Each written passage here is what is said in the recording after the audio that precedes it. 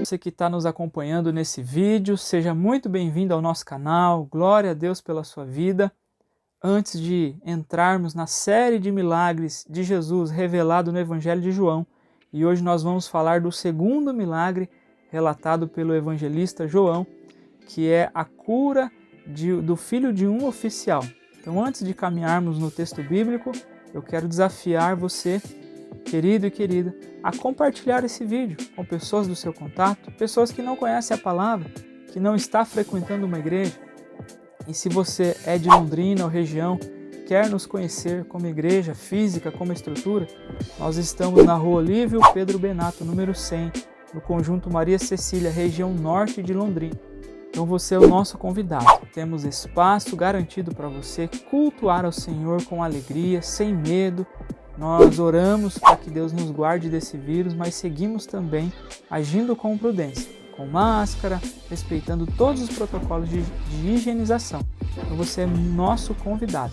Sinta-se convidado para fazer parte da nossa família. Nós somos uma igreja bíblica, contemporânea, acolhedora, presente na cidade. Isso é a nossa visão. Assim temos buscado diante do Senhor seguirmos nesse desafio. Como eu disse, este é o segundo milagre então revelado no Evangelho de João, a cura do filho de um oficial. Capítulo 4 então do Evangelho de João, versículos 46 ao 54. O texto diz assim para nós: Dirigiu-se de novo a Caná da Galileia, onde da água fizera vinho. Ora, havia um oficial do rei, cujo filho estava doente em Cafarnaum. Tendo ouvido dizer que Jesus viera da Judéia para a Galiléia, foi ter com ele e lhe rogou que descesse para curar seu filho, que estava à morte.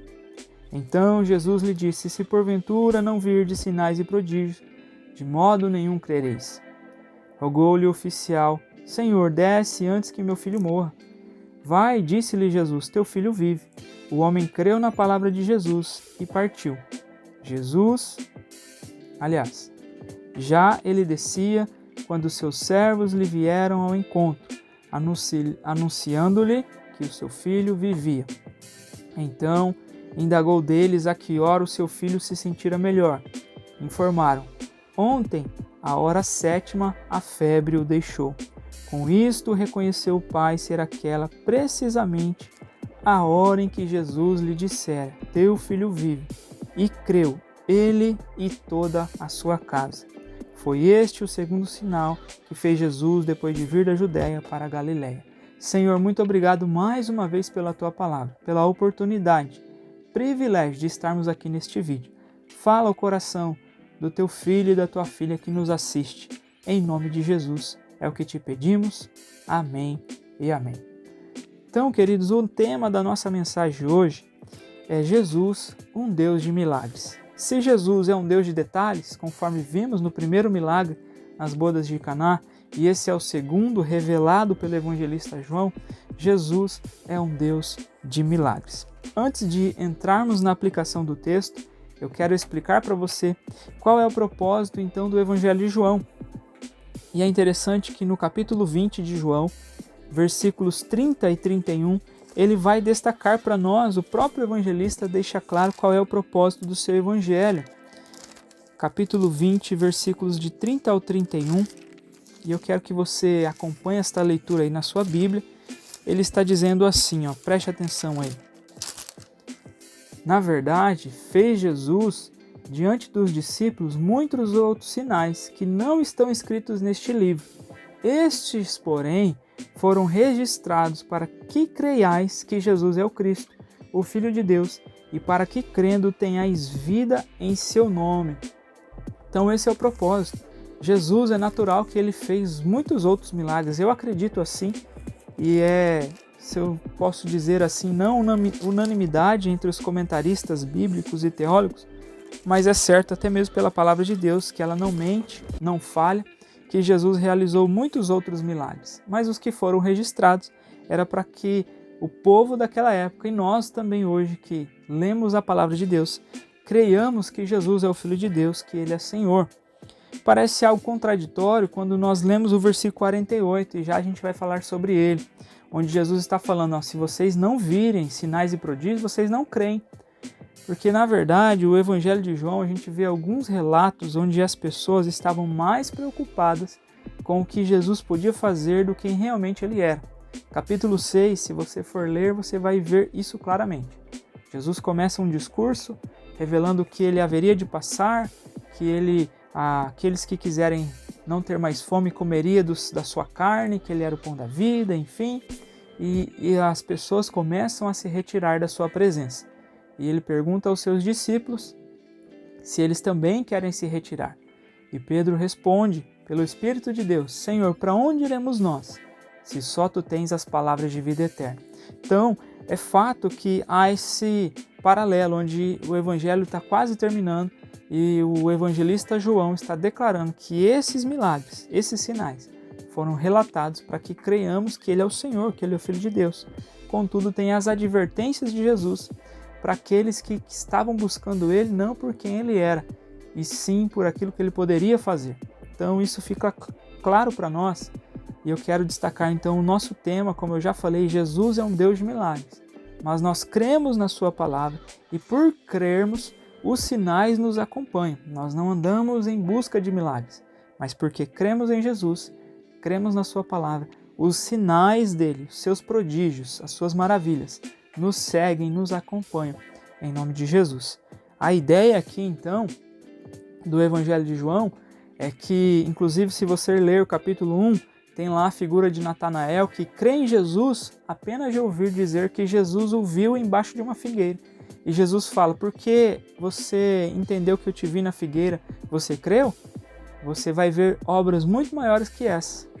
Ou seja, então, a ideia é que não é os sinais que nos levam a crer, mas nós precisamos crer em Jesus e vamos experimentar os sinais. Então não preciso ver para crer, mas aquilo que foi relatado pelo evangelista João, aquilo que eles viveram, eu preciso crer e entender. E assim também você precisa crer na palavra de Deus, naquilo que está relatado. Jesus fez muitos milagres, ele continua fazendo, porque ele é um Deus maravilhoso. Aleluia!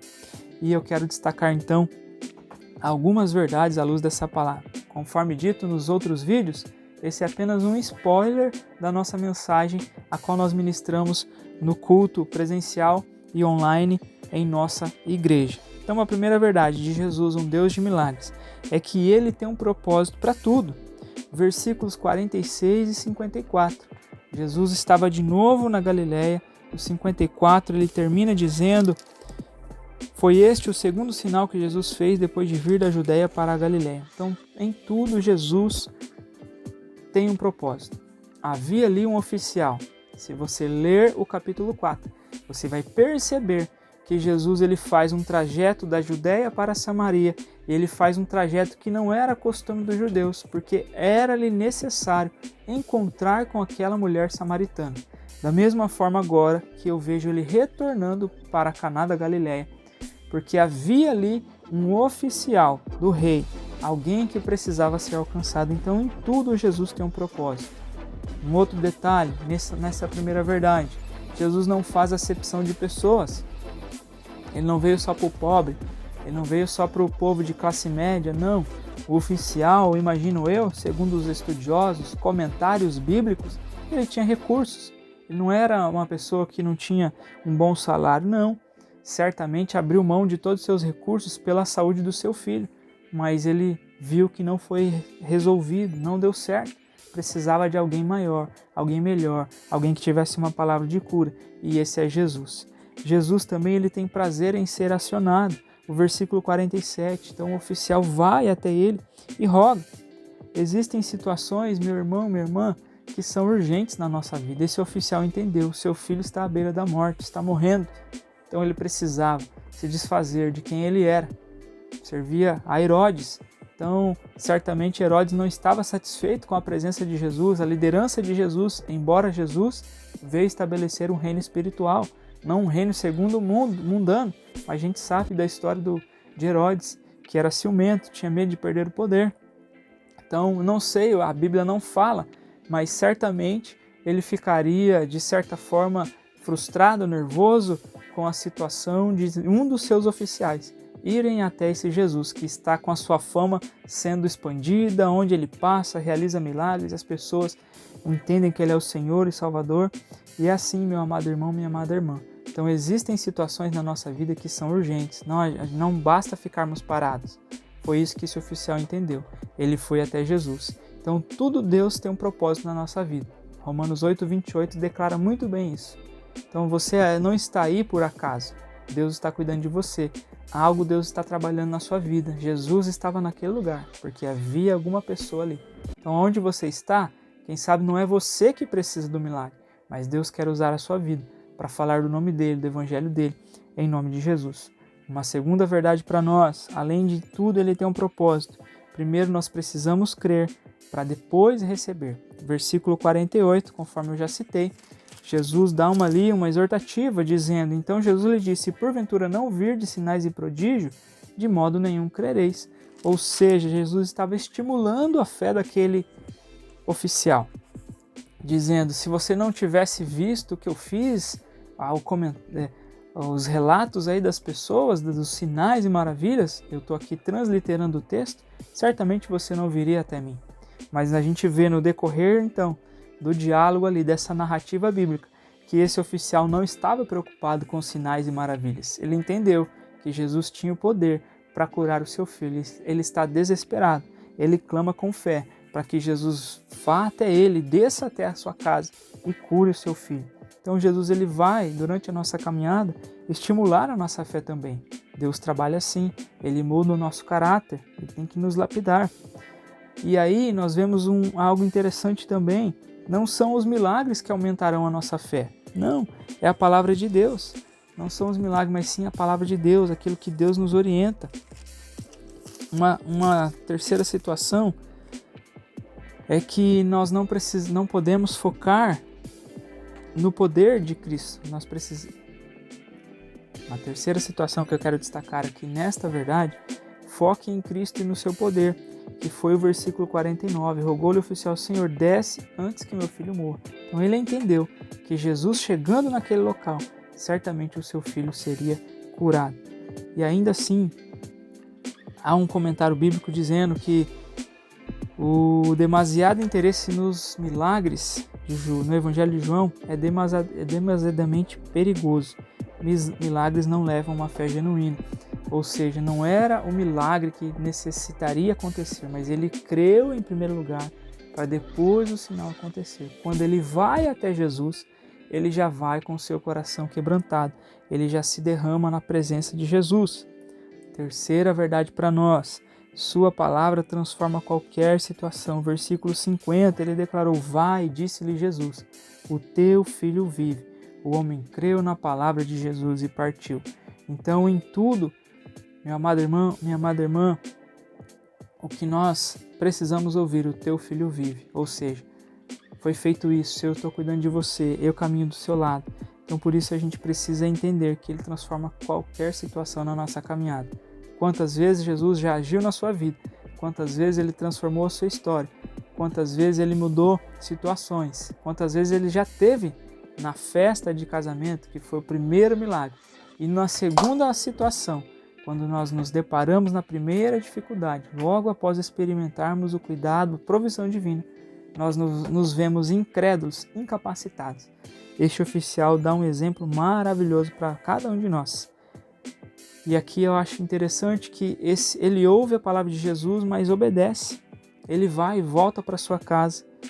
E ele foi surpreendido, porque antes de chegar, as pessoas vieram até ele. É assim que Deus faz na nossa vida. Ele estando ainda a caminho, uma outra tradução bíblica. Então Jesus ele nos surpreende, mas ele quer de nós obediência. E houve uma caminhada, possivelmente entre 15 quilômetros da cidade de Cafarnaum, onde Jesus está localizado, 15 a 20 quilômetros, um dia de caminhada. Então esse homem, esse oficial, está desesperado, seu filho está angustiado, mas ele vai até Jesus, ouve uma palavra, ele crê de todo o coração e obedece. Muitas vezes nós ouvimos, mas não obedecemos. Ele volta, um dia de caminhada. Talvez foi a caminhada mais longa da sua vida, como possivelmente também a caminhada mais rápida, porque imagine você que é pai e mãe, seu filho hospitalizado, com algum problema de saúde, alguma enfermidade, e o hospital liga para você que seu filho vai ter alta e você precisa ir até esse hospital. Como que você vai? Com certeza você vai com muita alegria, com muita esperança. Você vai querer chegar rápido lá naquele local. Com certeza o coração desse oficial estava dessa forma. Mas dentro da ansiedade humana, quem sabe ele não via a hora de abraçar o seu filho, de estar com o seu filho, porque ele creu. Ele percebeu que Deus já tinha feito o milagre antes mesmo de visualizar. E nessa caminhada, Deus o surpreendeu, que antes mesmo que ele chegasse, os seus servos vieram até ele e disseram: o teu filho está vivo. Glória a Deus por isso. E ele continua essa caminhada. Então eu desafio você também, caminhe, querido irmão, querida irmã. A palavra de Jesus pode transformar toda e qualquer situação. Não deixe de caminhar. Segue a sua vida nesse caminho de vida eterna. Uma quarta verdade para nós: o alcance de Jesus, esse Deus de milagres, ele é exponencial. Ele vai além daquilo que nós imaginamos. Versículo 53. Com isto, reconheceu o Pai ser aquela precisamente a hora em que Jesus lhe dissera: teu filho vive. E creu ele e toda a sua casa. A palavra casa aqui é oikos. Oikos no grego, no qual foi escrito esse texto na época, significa casa, sua família, filhos e também os seus servos. Eu creio, diante da palavra de Deus, que não só ele, o filho, a esposa, não sei se tinha mais filhos ou não, a palavra de Deus não fala, mas os seus servos também, os seus criados, todos foram impactados por esse grande milagre, por essa grande obra a qual Jesus realizou. Um milagre em meio ao milagre. Ou seja, além de curar o filho, que agora não apenas foi curado fisicamente, mas também reconheceu Jesus, porque o texto diz: toda a sua casa, os seus servos também foram tocados por essa palavra. O que Jesus faz é verificável. Ele perguntou: que horas foi? Foi exatamente quando Jesus deu aquela palavra: vai, o teu filho vive. Então o que Jesus faz, ele é verificável na nossa vida, a obra dele é completa. Se tem dúvida de que Jesus está fazendo algo na sua vida, ore mais, porque o milagre dele é completo. Você pode testemunhar daquilo que ele está fazendo. A hora sétima, por volta das 13 horas, começando das 6 horas da manhã, a hora sétima, às 13 horas da tarde, aconteceu o milagre. Não importa se for às 13, qual é a hora sétima na sua vida? O que eu estou querendo dizer com isso? Jesus não vai se antecipar a você, ele não vai chegar atrasado, ele vai chegar no tempo certo. O tempo certo é a hora sétima, às 13 horas da tarde. Será que é às 20 horas? Será que é às 9 da manhã? Qual é o tempo na sua vida, na sua caminhada? Eu não sei, mas fato é que quando Jesus der a sua palavra, porque o tempo é dele, certamente ele vai alcançar a sua casa, a sua família, e você vai testemunhar desse milagre. Então fique com esta palavra em nome de Jesus. Obrigado você que caminhou nesse vídeo. Mais uma vez eu insisto, compartilhe com seus amigos, familiares, e Deus continue falando poderosamente ao seu coração. Jesus, um Deus de milagres. Ele tem um propósito. Creia que você vai ver o milagre. Sua palavra transforma toda e qualquer situação. E o que ele faz é exponencial. Ele faz além do que aquilo que nós imaginamos. Deus continue te abençoando. Um abraço e até o próximo vídeo. Valeu!